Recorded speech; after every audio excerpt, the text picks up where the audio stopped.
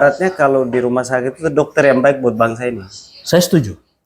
Saya setuju karena mereka berdua merasakan langsung sudah melakukan yang namanya diagnosa penyakit-penyakit itu, tapi karena aspek ya tadi. Ketemu lagi dengan beta Bung Redi, Walang Bacarita. Tempatnya anak muda bacarita, cerita soal politik, sosial, budaya, politik, hukum dan keamanan, atau penghukam. Kali ini lagi rame kawan-kawan. Sebagai generasi muda, tugas kita adalah bagaimana memberikan informasi menanggapi sesuatu yang dianggap baik, dan ketika tidak baik, maka kita berikan catatan. Kali ini sudah di depan teman-teman semua, nih Katompung, abang laki-laki dari utara sana. Beliau ini sudah melalang buana di ibu kota ini, namanya Bang Iradat Ismail ya. Ya. Abang sehat? Alhamdulillah sehat. Ya, luar biasa. Tapi dulu beta ketemu abang tambah muda begitu. Makan minum apa? Alhamdulillah minum susu yang baik aja. Bang Iradat ini kawan-kawan selalu beta bilang bahwa tak kenal maka tak disayang. Maka beliau hari ini beraktivitas, selain aktivitasnya juga dipercayakan oleh teman-teman sebagai Direktur Eksekutif Kornas Japi ya. Iya, Japi. Nanti soal Japi itu singkatan panjangnya bagaimana nanti Bang Iradat sendiri yang sampaikan. Tapi kali ini kawan-kawan kita mau minta komentar Bang Iradat soal apa sih Bang melihat tadi itu rame dan PDIP membuat kejutan pada publik tentang sosok wakilnya Pak Ganjar Pranowo, yaitu Kakanda Mahfud MD. Nah, sebagai anak muda ada pasangan Ganjar Mahfud ini, abang lihatnya bagaimana? Tapi sebelum abang sampaikan mungkin dikasih tahu juga ke teman-teman soal apa sih Japi itu, Kornas Japi itu. Japi itu makanan, minuman atau apa dijelaskan. Silakan Bang. Oke, baik, terima kasih Bung Dula. Pertama, Japi adalah Jaringan Advokasi Publik Indonesia. Jadi koordinator nasional dia, modelnya ya DPP gitulah. Saya dituju sebagai Direktur Eksekutif. Fokus kita memang di isu-isu kebijakan, isu-isu politik, isu-isu kebangsaan lah. Nah, terakhir kami juga sempat mengawal beberapa isu, salah satunya adalah soal rancangan undang-undang energi baru terbarukan dengan Kementerian SDM, tapi karena situasi politik pembahasan RUU itu pun masih tertunda. Nah, gitu. Nah, jadi itu untuk terkait soal Kornas Japi ya, profilnya ya. Nah, terkait dengan pertanyaan tadi yang disampaikan Bung Dula tadi, kalau saya melihat bahwa memang PDI Perjuangan ini selalu memberikan kejutan-kejutan dalam beberapa dekade kontestasi politik, mulai dari periode Jokowi, kemudian menunjuk Kiai Maruf dan sebagainya, itu pun last minute dan sebagainya. Nah, sama juga dengan saat ini yang terjadi tadi yang kita lihat lagi ramai di DPP PDI Perjuangan, kemudian menunjuk seorang profesor, seorang akademisi, seorang guru besar di bidang ilmu tata negara. Ini bagi saya melihat bahwa ada semacam harapan positif bahwa ternyata partai politik kita ini sudah mulai dewasa. Oh, maksudnya emang selama ini belum dewasa? Iya, dewasanya dalam artian bahwa selama ini kan biasa partai itu pasti dia mendahulukan ownernya dulu. Pasti dia membawa kepentingan yang mendirikan partai ini siapa.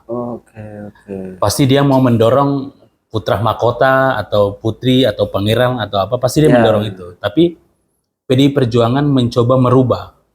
Nah, walaupun memang partai-partai yang lain ada juga sih, tapi kita melihat PDI itu saat ini mulai dari mengangkat seorang presiden kita saat ini, yaitu Pak Jokowi, kemudian diangkat dari daerah sampai jadi presiden. Ini kan belum pernah dilakukan oleh partai-partai yang lain. Partai besar seperti Golkar yang pernah melakukan konvensi dan sebagainya. Demokrat pernah melakukan konversi, tapi kemudian tidak menghasilkan orang-orang yang dihasilkan dalam proses konversi konveksi itu sendiri, konferensi sendiri.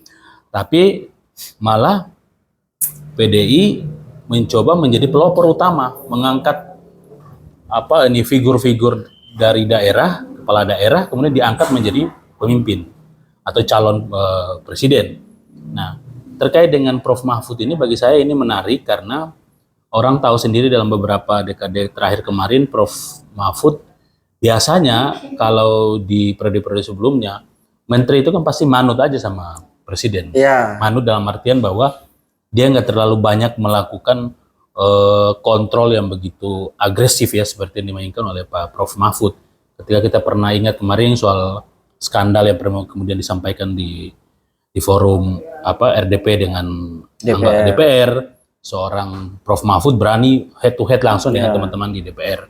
Nah, kapasitas dia sebagai seorang eksekutif itu harusnya kan pasti taat komando. Ya. Artinya dia akan lebih takut. Kalau di organisasi kita bilang taat asas. Ya, taat asas, fatsun lah ya. Tapi beliau berani gitu loh. Nah, tapi tanpa kemudian ibarat melawan atasan dia. Artinya dia menjalankan kewenangan dia sebagai topoksi sebagai seorang Menko Polhukam. Nah, karena ini urusan soal penegakan hukum. Nah, jadi bagi saya bahwa konfigurasi Mahfud dengan Ganjar ini konfigurasi yang sangat menarik sebenarnya. Tapi Bang, sebelum jauh ya, begini, kita ini kan di perpolitikan Indonesia selama ini yang dibangun di publik, itu kan mau jadi presiden, ya basis kamu bagaimana, kan? Betul. Uang kamu berapa, kan begitu ceritanya. Iya. Itu satu. Iya. Yang kedua, orang selalu contoh nih,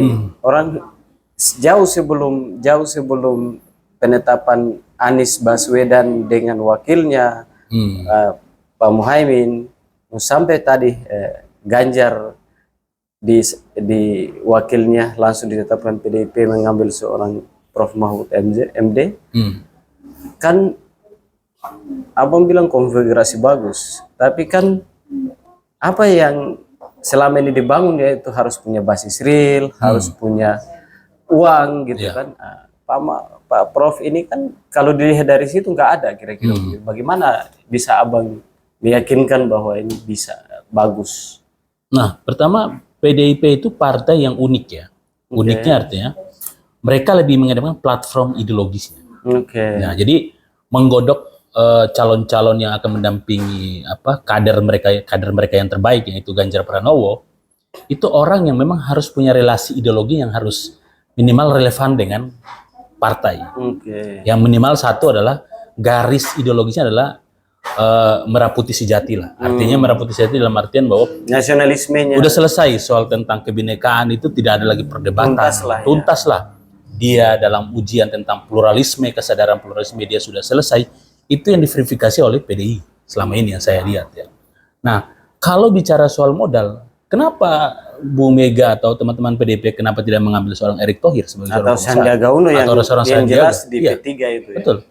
Kenapa mereka tidak memilih orang-orang yang punya latar belakang bidang keuangan yang begitu kuat atau punya usaha yang kuat, misalkan Abu Rizal Bakri atau misalnya Hairul Tanjung dan sebagainya kan gitu. Kenapa bukan mereka? Nah, kenapa harus ini seorang Mahfud MD? Karena ada kesamaan visi di sana. Mahfud MD sudah teruji dalam beberapa periode sebelumnya, pernah menjadi anggota DPR, pernah menjadi anggota Mahkamah Konstitusi. Iya, di yudikatif juga masuk, pernah menjadi pengalamannya pengalaman semua.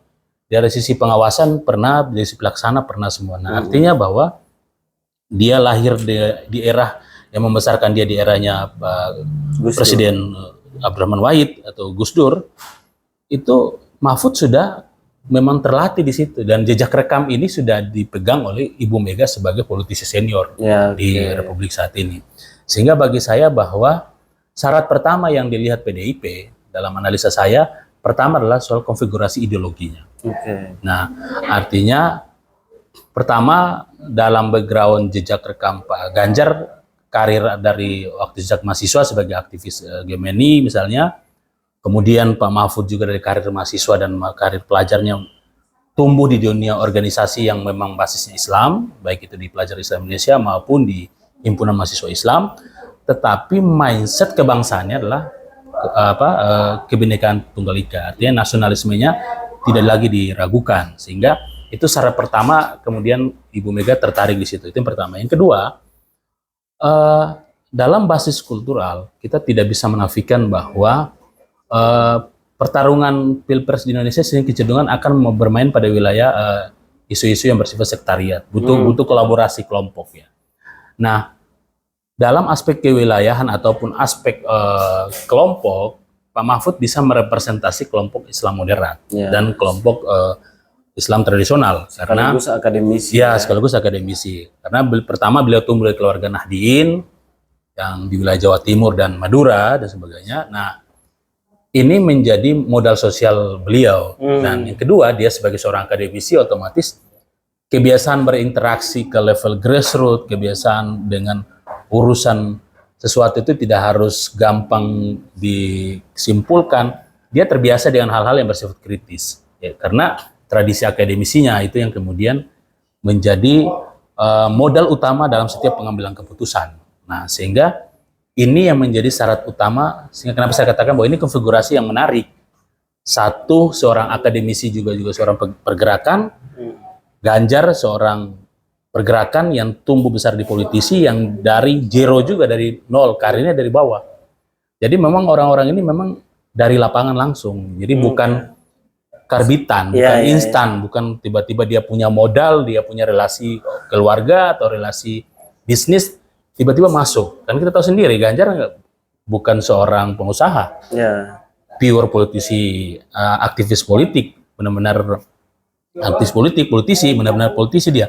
Karena walaupun dia sarjana hukum, tapi kan tidak berkarir di dunia sebagai pengacara, yang harus. Sekarang kan orang lebih rame-rame jadi pengacara, ada pengacara yang hebat juga kan, yang kaya raya.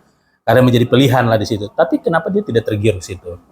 Karena saya pernah mengikuti Pak Ganjar pernah memberikan statement di podcastnya Pak Prof. Renal Kasali. Beliau sampaikan bahwa karena Prof. Renal sempat bertanya tentang anak-anak milenial sama jenial dalam hal urusan pilihan kerja itu kadang cepat bosan. Tapi kata Pak Ganjar, ya itulah ciri-ciri anak muda. Dia akan mencari sampai menemukan passionnya di mana. Nah, sama juga dengan Pak Ganjar. Proses-proses terakhir ternyata passionnya adalah di politik. Mengabdi untuk negara, lewat jalur politik. Nah, sehingga bagi saya bahwa ini menariknya karena satu dari wilayah akademisi dan juga punya pengalaman, kaya pengalaman birokrasi maupun yudikatif juga pengalaman, tambah dengan seorang Ganjar yang tuntas dalam hal urusan gerakan politik itu sendiri. Nah, gitu. Ini menurut abang nih ada dua. Ini tadi sudah jelas kawan-kawan ini. Jadi dengan konfigurasi dua figur ini, kan hari ini banyak PR bang. Jadi PR kita itu proses birokrat gini. Di Indonesia hari ini masih ada birokrat nakal bang. Kalau mau jujur negara ini, itu birokrat nakal itu paling banyak di Republik ini. Itu satu. Selain birokrat nakal, ada politisi nakal juga yang hari ini juga masih tumbuh subur di era reformasi ini. Gitu. Nah, faktanya apa? Hari ini masih birokrat nakal, hari ini masih banyak kepala daerah, kepala dinas di daerah maupun di pusat. Nah, ini adalah problem. Dan di politik hari ini juga kalau mau bicara soal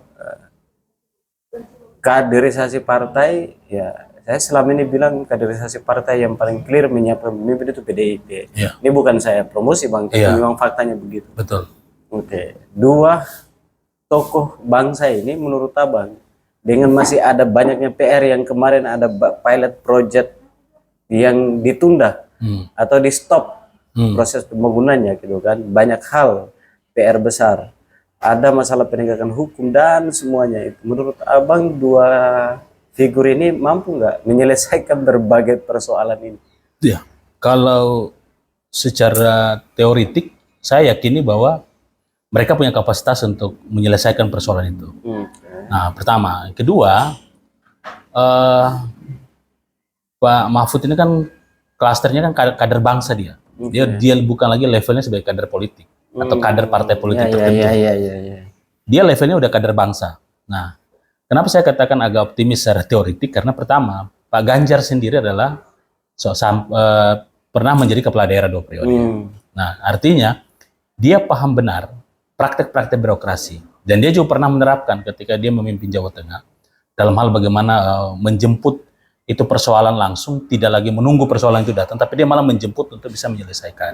Nah, artinya banyak fakta-fakta yang sudah dilakukan sama beliau yang selama ini kita amati. Walaupun memang ada beberapa perdebatan dalam sisi kebijakan, itu kan biasalah dalam hal investasi pasti ada itu. Tapi dalam penuntasan hak-hak dasar publik itu sudah dilaksanakan oleh Pak Ganjar, udah punya pengalaman itu. Nah, yang kedua, Pak Mahfud, kenapa Pak Mahfud saya katakan secara teoretik bisa? Karena ketika Pak Mahfud ini berada di era kepemimpinan Pak Jokowi, ini kan ibaratnya dokter yang masuk mencoba mengekspor itu ada sebuah penyakit yang sudah akut, tiba-tiba harus masukkan, dia harus memetaan mana yang di mana yang harus diamputasi, mana yang harus dioperasi besar, mana yang operasi ringan gitu. Nah, otomatis dia tidak bisa sendiri dong. Contoh dia seorang dokter, dia butuh petunjuk dari yang punya rumah sakit dan sebagainya kan. Contoh seperti itu ya, dokter ahli. Iya, dokter ahli gitu. Nah, sekarang dia berada pada posisi orang nomor 2 di Republik. Artinya selangkah aja untuk bisa berkonsultasi langsung dengan presiden. Artinya perahu mereka sudah sama, visi mereka sama, otomatis diagnosa penyakitnya mereka sama-sama mendiagnosa.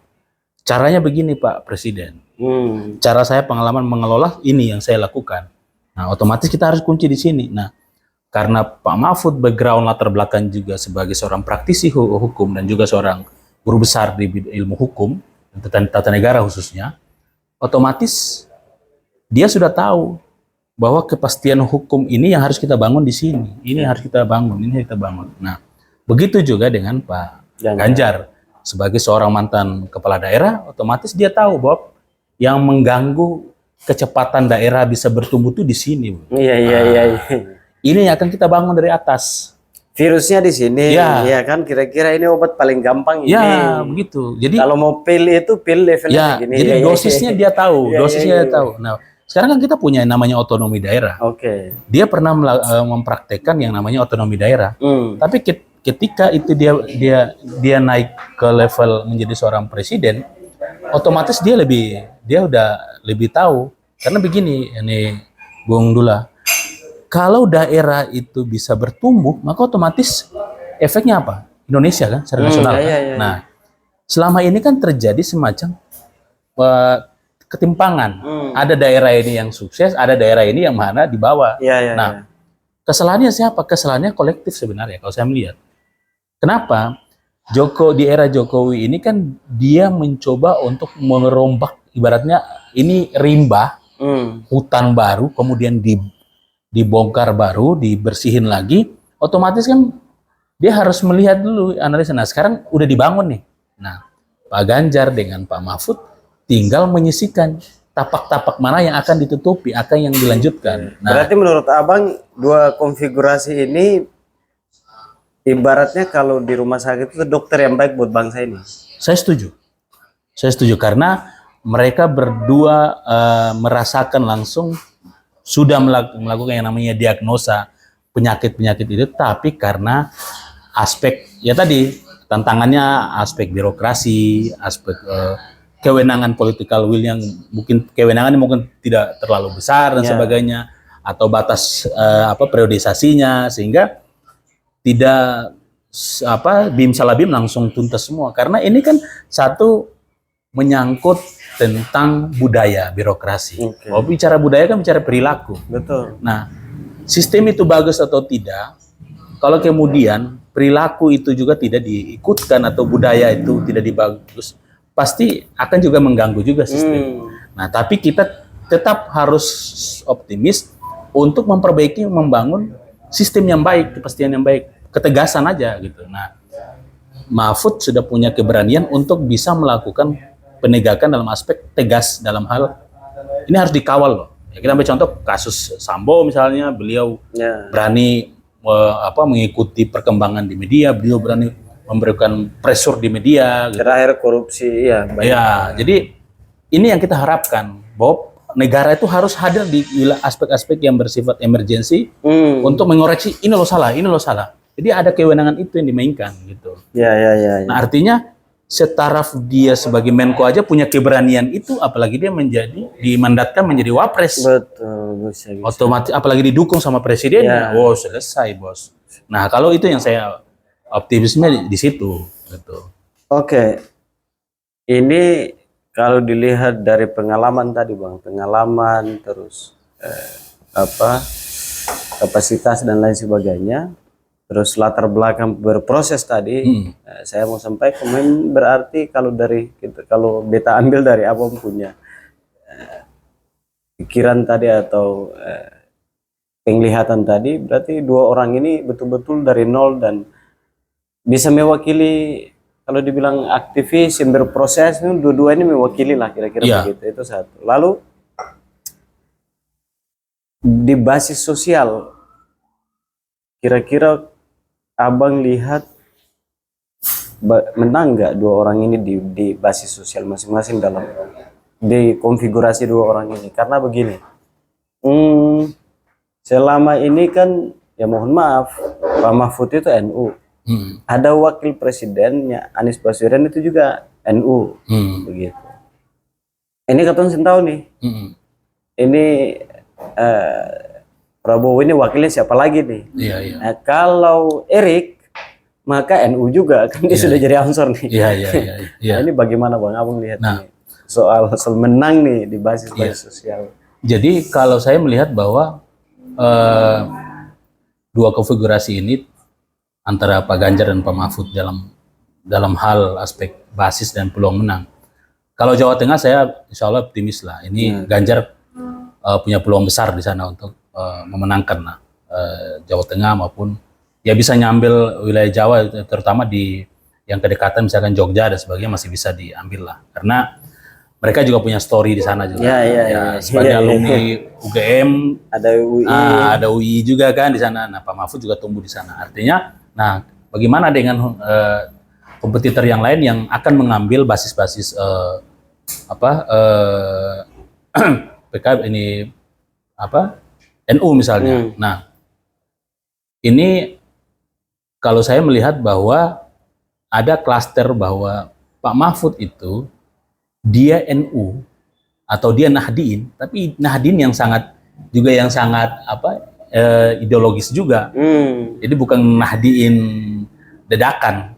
Tiba-tiba mau jadi Nahdien karena ada kepentingan. Nah, itu berbeda. Karena kalau istilah ada salah satu pengamat mengatakan bahwa Mahfud itu karatnya dia udah, kalau ke emas itu 4 karat lah gitu. Nah, Nahdiennya itu. Nah, artinya bahwa kombinasi yang saat ini diambil Mahfud menjadi pilihan itu bisa mengimbangi, terutama misalkan walaupun Caimin juga seorang tokoh NU, tapi lahir dari keluarga NU, tapi kan ada dalam, kalau saya melihat adabnya kan Pak Mahfud ini juga senior, dan sebagai seorang Gus Durian otomatis basis-basis kultural yang kemudian masih bersinergi dalam istilah ini frame Gus Durian pasti akan lebih merapat ke Pak Mahfud, dan mereka melihat Pak Mahfud matang selama ini, tetap tegak lurus dengan Nahdiennya, di mana-mana orang tahu dia Nahdien walaupun latar belakang organisasinya pernah ber-PII maupun ber-HMI, tapi orang lebih tahu bahwa Mahfud itu Nahdien. Nah, ini yang saya katakan bahwa justru Caimin dan Pak Anies yang akan merasa terganggu dengan hadirnya kekuatan baru yang nama Mahfud MD. Karena basis yang akan disasar itu adalah Jawa Timur. Karena kalau Jawa Tengah pasti mereka tempur juga. Jawa Tengah, harapan Jawa Tengah kan kemarin Prabowo kan berharap bisa mengambil keluarga dari salah satu anaknya presiden untuk bisa mendapatkan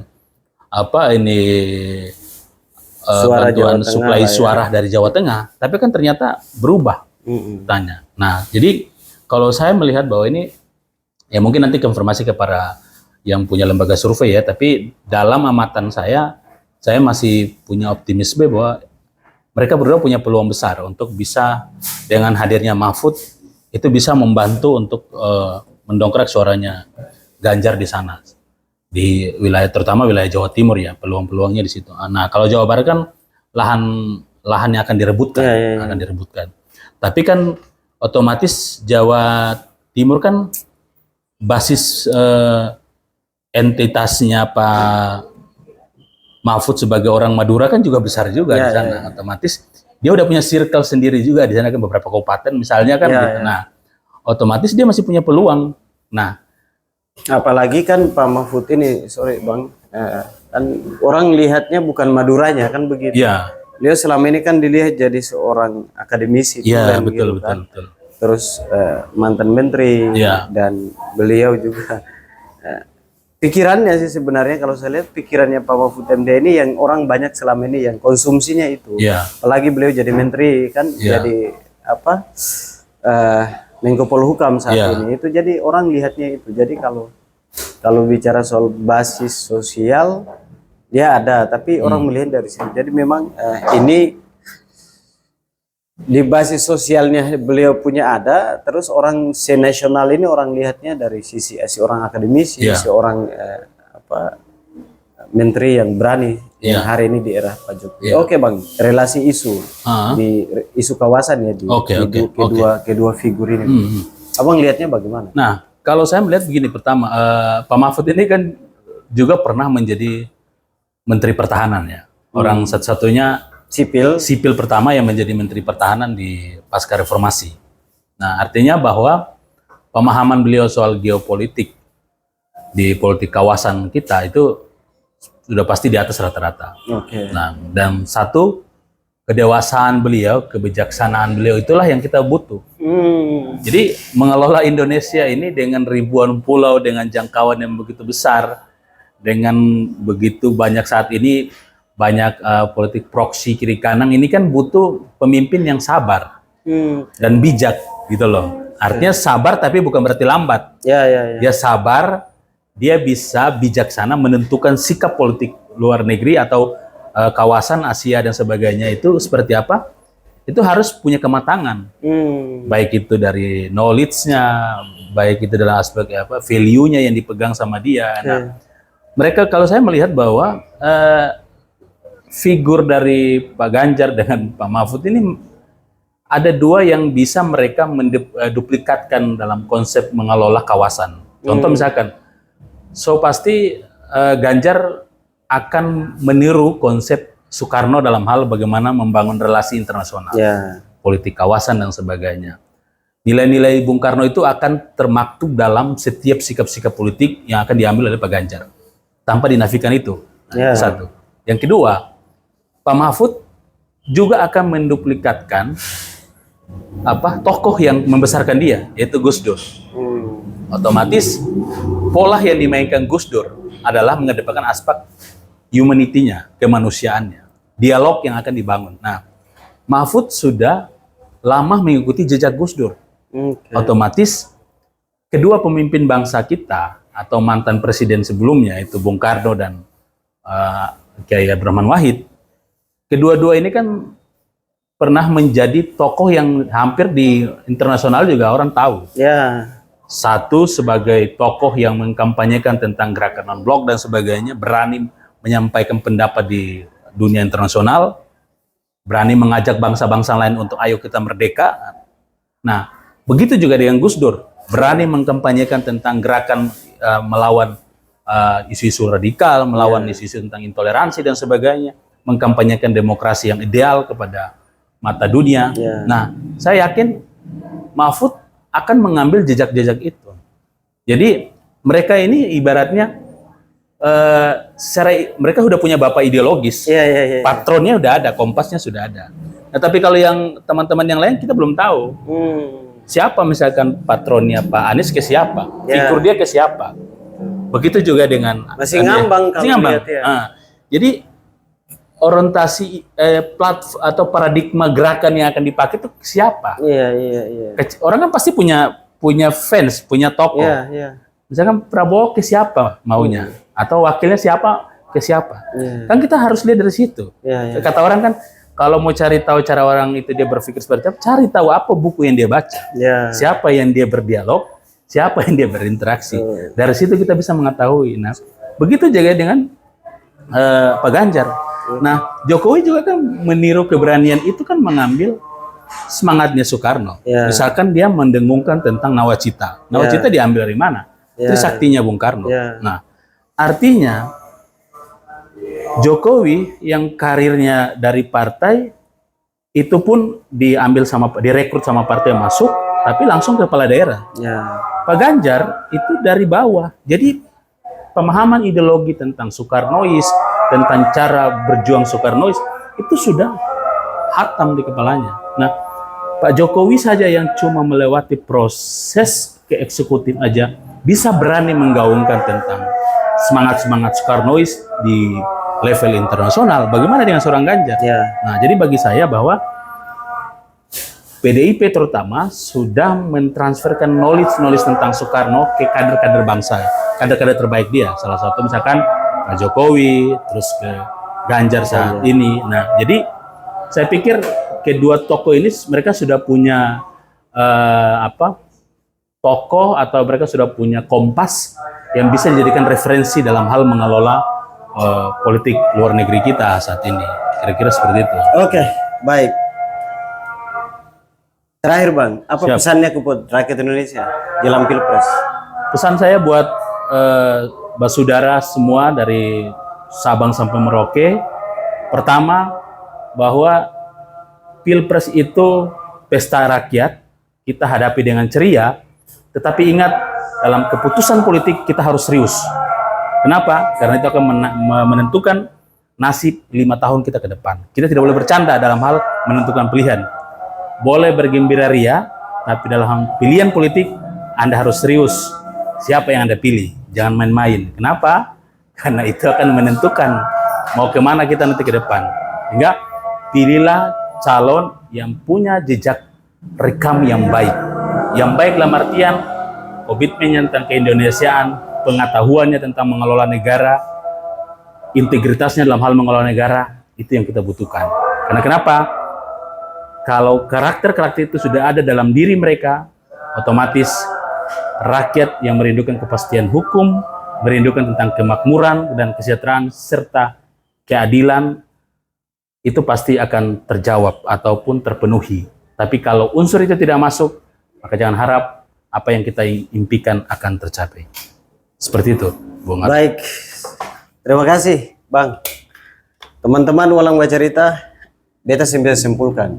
Tapi itu yang disampaikan, semoga bermanfaat. Dan kalau bermanfaat, jangan lupa sebarkan sebanyak-banyak. Sebab kalau hal-hal yang bermanfaat, jangan sampai mampir di gadget teman-teman. Tapi kalau tidak bermanfaat, dan itu merusak persatuan bangsa ini, atau merusak kehidupan kita, maka dihapus saja. Sekian, sampai ketemu di konten-konten selanjutnya. Saya kira begitu. Oke. Abang lagi-lagi. Luar Minum biasa. kopi dulu. Luar biasa.